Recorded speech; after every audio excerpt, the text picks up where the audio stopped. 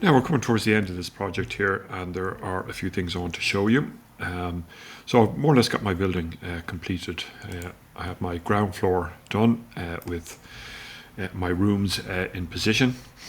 So if I click on that tag, you'll see I'm using the Anno tag medium. And if I go into the edit type here, you'll notice I've got the room number switched off. Okay, we just don't need that room number. In terms of the meter squared, you can, if you want, add a decimal point here. So if I type in unit on the keyboard and hit the drop down box here, go into common, go into area, and I can add 1 decimal place. And you'll see these updates. So that wasn't 15, it was 15.5, and that's 11.6 and so on. Kind of the decimal point is important when you come to rentable areas and all that kind of stuff as well. So that's why I like to put that in. I've done my stairs, very straightforward. Start at this point, go around the corner. I've used a concrete stairs, precast concrete stairs to be lifted in.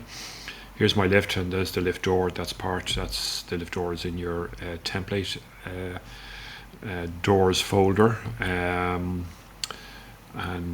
Yeah, that's everything more or less done on the ground floor plan. Now, on the first floor plan, I was able to basically just copy a lot of this directly up and then add the extra couple of rooms that are in there. You can see the beams underneath, and I'm not quite sure, I don't have an underlay there, but I think my view edit is going down so that it's taking in the positions of those beams underneath there. Right, so that's an office area, meeting room, and notice that I've called this FF meeting room because there's one down below which is ground floor meeting room. So when you go to do a room schedule, you don't want 2 meeting rooms coming up and you don't know which is which, so distinguish them by using the tag there as well. Right, back into the 3D.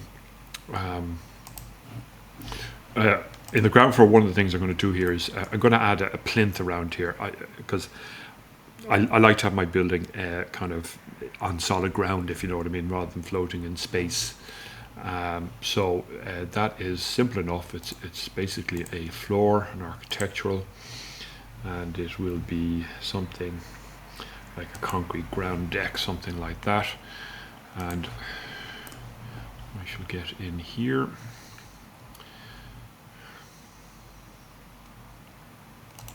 Now I might need to just adjust the sketch lines here, and so it'll go roughly, I think, kind of in around the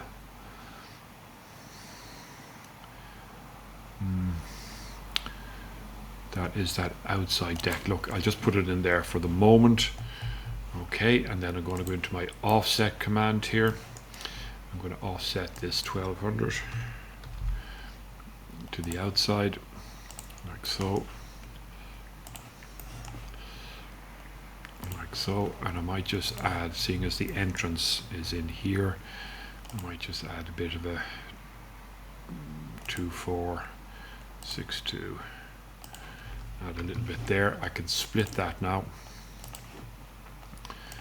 and trim those bits there. Okay, something like that. All right, now finish that. And there's my plinth. Go into the 3D, and I've got that kind of plinth now going around the building. Now, another thing that I have done, I've added in ceilings, and that's proved to be interesting. Okay, so if I go into one of my sections here, there's my ceiling line there, and notice where it's coming. It's actually coming out a little bit too far beyond this wall here, so I might need to go in and adjust that. That is a bit of glazing that I put into the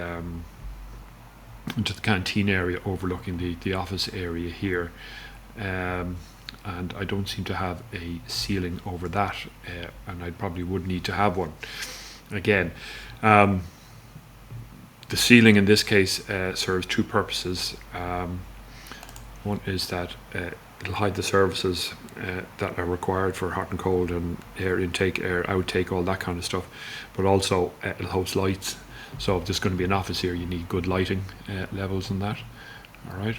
So let's pop in here. Now, what I noticed with the ceiling here that I put in, my spandrel panels were not covering this area of ceiling, so I actually had to drop down the grid on the of the horizontal mullions in order to kind of cover the ceiling here. You can see that it's exposed there, and I'll show you that. So when you do things like that, these kind of things happen, and you have to adjust. Now, one of the good ways of actually investigating that is get into a 3D view like so, and put in a section box, and then just drag up, right, get in and check. Okay, so you can see what's going on there, and you can see what's kind of going on here, those kind of things. And we move along, push this along. Now I'm getting into my stairs area and canteen area here, so you can see the stairs there. And now, so that's a typical situation where this wall, if you remember, that wall obviously is it's a block wall that goes around the lift core. So this base also would need to be minus 300. All right, and that joins those two there. So that's what I mean about using your section box to find anomalies like that. Go through. You can see. Perfect example of the ceiling here. We're just coming into the glazing that I have here, so I might need to drop down some of that glazing there. In fact, let's try and do that. Let's see if and I would have to readjust the cutout that I did up here, or alternatively is I could move my ceiling up, make it a bit higher, and that might be the easier solution for this one. So I'll get into ground.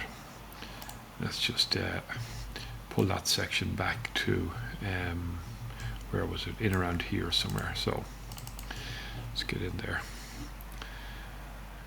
Now I could afford maybe to push that ceiling up.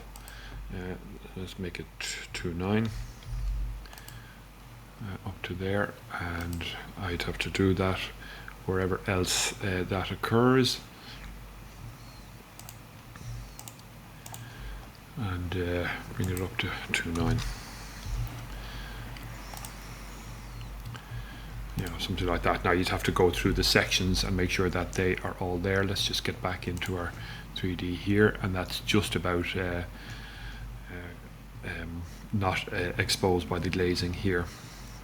And again, you can see that that one there probably needs to be, if you want to do it all the same, but maybe you don't, particularly say in the corridor, where you might have a lot of services, you might need a bit more space to do that there. So these are kind of things that you need to decide on as you go along. All right, let's just pick that, and we'll just push up towards here, towards there,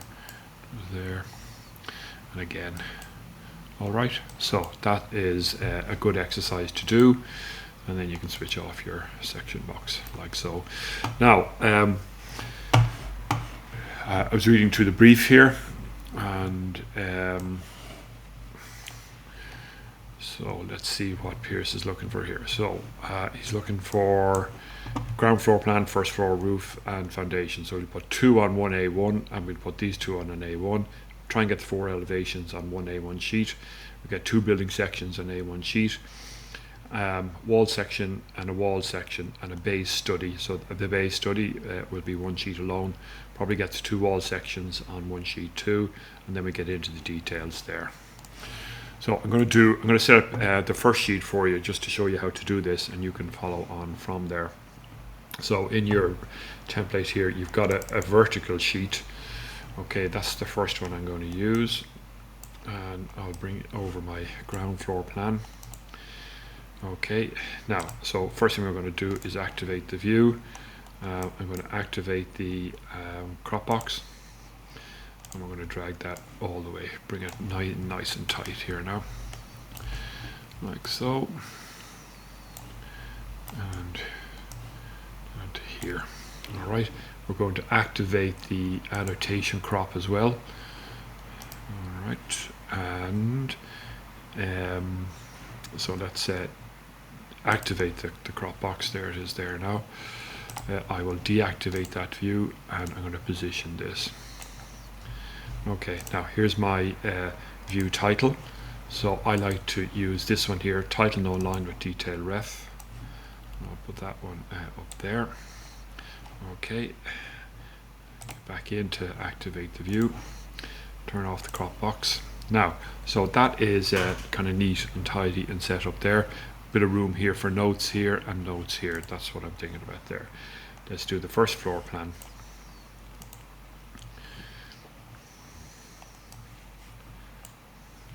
Do I have to deactivate here? Yeah, okay. Now, let's drag the first floor plan out. And let's just get it up into position like so. Okay, something like that. Activate. Turn on the crop box. And same job again. Let's pull this right in tight here. There.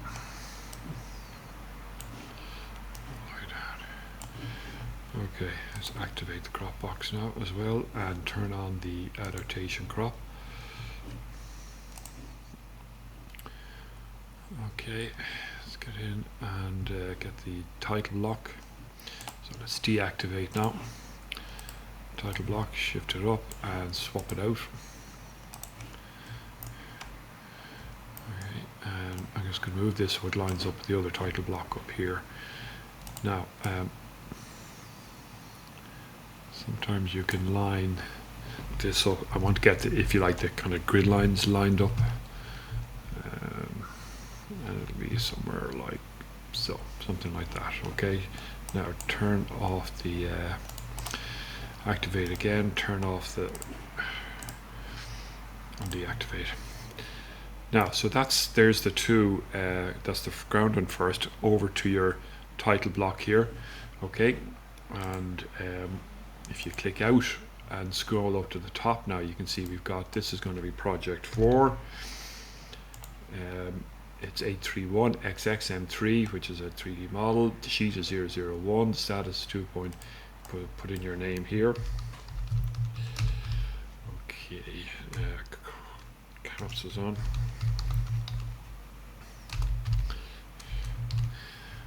Okay, and my student number,